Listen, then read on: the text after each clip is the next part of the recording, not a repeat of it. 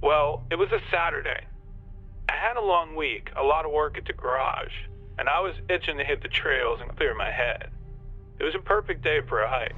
The sun was out, it wasn't too hot. I decided to head out towards the Seneca Rocks. It's one of my favorite spots. They got these amazing trails, a bit tricky, but it's a real treat for the eyes. So I packed up some essentials, I got my hiking boots, headed out with my old trusty hound Doomer. We'd been on the trail for about 30 minutes, and we stopped for a bite to eat. After that, we ventured a bit off the marked trail, which I admit I tend to do quite a bit. Always looking for something new, you know. It was then, in a quiet, secluded part of the woods that, well, that's how I ran into the thing. I remember there was this stillness. It's kind of like hard to explain, but the woods were quiet. Not just normal quiet, but the kind of quiet that you feel deep in your bone, you know? Even Boomer seemed on edge. He kept sniffing the air and growling, and the hair on the back of his neck was standing up. There was also this strange smell, like a mix of wet earth and a little bit metallic almost, and something musky. I didn't really pay much attention to it at first, but I thought it might be like a bobcat or a bear nearby. But after what I saw, I can't help but wonder if it was connected. So I was walking along, Boomer was sniffing around and acting all jittery. I remember thinking I might have stumbled across some animal's territory. I was ready to pull back if I needed to. Just then, I heard this rustling sound, like big wings flapping. I didn't know what it was. My heart started racing, but I figured it was just like a bird or an owl or a hawk or something like that. And then, out of the corner of my eye, I saw something moving in the trees ahead. It was too big to be a bird. Boomer started growling something fierce, backing up towards me. That's when I knew we weren't dealing with your average forest critter. I squinted, and that's when I saw it. This thing was massive, taller than me, at least 6 feet tall. It was covered in these black feathers, but its body, it was almost human-like. It had these large, leathery wings folded at its side. Craziest thing was its eyes. It had these large, glowing red eyes, but no face that I could make out. It was just standing there in the clearing, like it was sizing me up. I tell you, I've been in these woods all my life. I ain't never seen anything like that. It felt like time stood still when I was looking at it. I mustered up every ounce of courage I had. I grabbed Boomer's collar and backed away slowly. I didn't take my eyes off that thing till I was good and far away. It didn't pursue or anything, it just stood there watching us. I couldn't take my eyes off this thing, and I was trying to back up at the same time while holding on to Boomer. Like I said, it was taken in a rush, but you can see it there in that little bit of clearing, just standing there with its red eyes. It was terrifying, honestly. Oh, Jesus, what the hell is that? Come on, Boomer. Come on, boy. Back away. Dad, what in the hell is that? Come on, boy. Come on. In that moment, a million things were running through my head. Fear, for sure.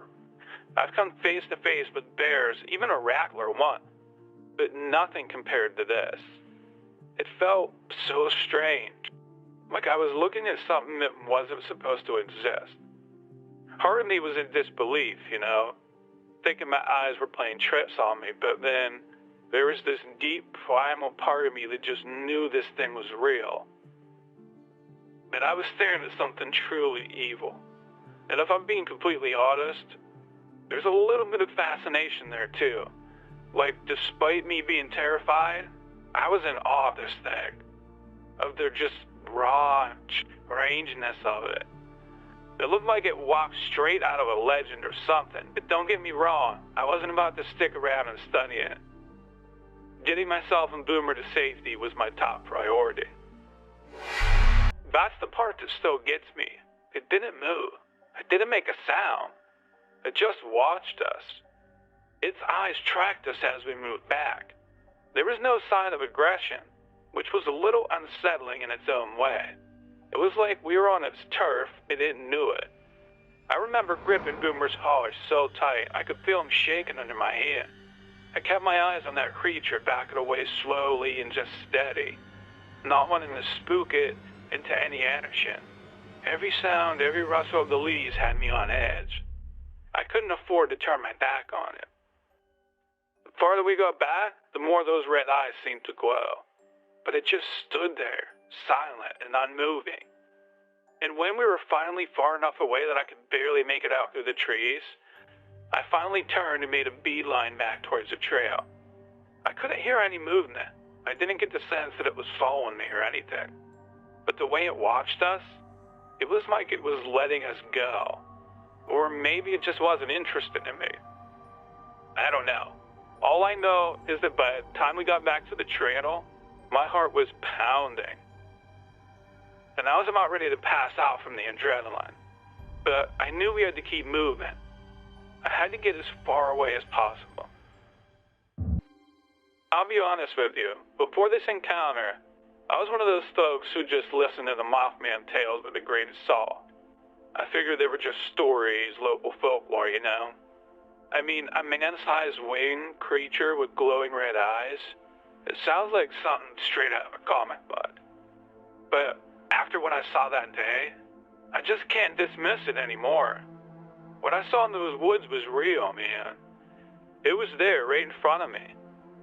And its description matches up pretty close with these Mothman tales. I can't sit here and tell you with absolute certainty that what I saw was the Mothman. But what I can say is that it got me thinking. It's got me questioning. And it's opened my mind to the possibilities I never would have considered before. All I know for sure is that there's something out there in those woods that's beyond my understanding. I don't know. Maybe it's a Mothman, I can't say. But I know it's something unexplainable. And it's made me look at those old tales in a whole new light. For the first few days, I was in sort of a daze. I kept replaying that encounter over and over in my mind. I couldn't shake off that image of those red eyes, that massive figure in the woods.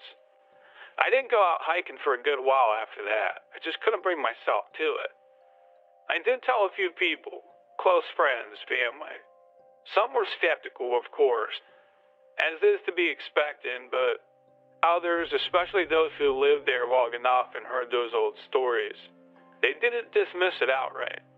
It was actually my brother who first mentioned the Mothman legends to me. He thought maybe there was a connection. As for daily life, well, it's funny how the human mind adapts, you know. I did eventually get back to my usual routine. I had to make a living after all, but I'll admit, something had changed. I saw the world a little different. The woods especially felt different. There was a sense of wonder, but also a new respect. Maybe even a little bit of fear. Because I'd seen what could be lurking out there. And once you've seen something like that, well, you can't really go back to the way that things were.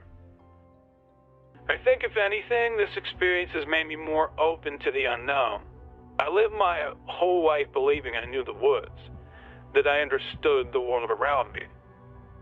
But that day, it shook up everything I thought I knew.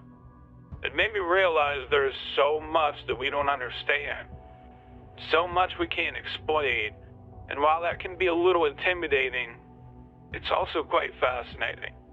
I think there's a beauty in the unknown, a sense of wonder, I guess.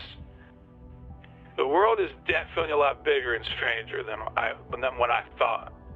Now, don't get me wrong, I'm not saying I'm about to go hunting for cryptids or start studying the paranormal, but I am more open-minded now, more curious.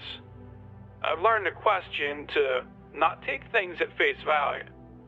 As for the woods, they're still my home. I still love hiking.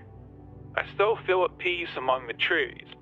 Yes, I'm a little more cautious now, a little more aware, but I'd not let that day take away the joy that I find in nature.